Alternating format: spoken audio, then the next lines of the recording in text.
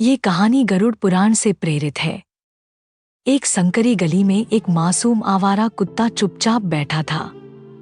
शायद सूरज की गर्मी से बचने के लिए या शायद बस थोड़ी देर सुस्ताने के लिए। उसे क्या पता था कि वो गलती कर चुका है। थोड़ी देर पहले अनजाने में उसने एक घर के दरवाजे के पास गंदगी कर दी थी। घर का मालिक यह देखकर आग बबूला हो गया। गुस्से में उसने कुछ नहीं सोचा, बस एक डंडा उठाया और उस मासूम प्राणी को बेरहमी से पीट पीट कर मार डाला। शरीर निशब्द पड़ा रहा, पर वो पीड़ा जो प्राण जाते वक्त निकली वो गूंजती रही। आहिस्ता आहिस्ता उस मासूम की आत्मा उठी और इस दुनिया से आगे बढ़ चली।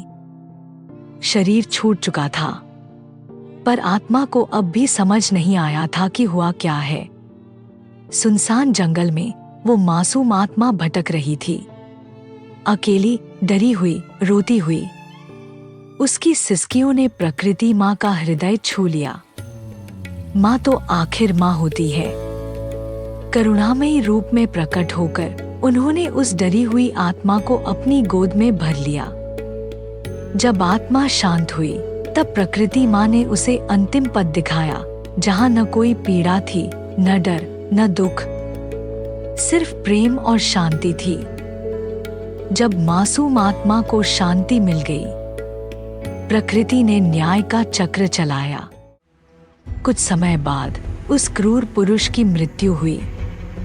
आत्मा कांपती हुई उठी और तभी भयावह रूप में यमदूत प्रकट हुए। यमदूत की आंखों में क्रोध था और हाथों में जंजीर। आत्मा चीखती रही, गिड़गिड़ाती रही, पर कोई दया नहीं हुई।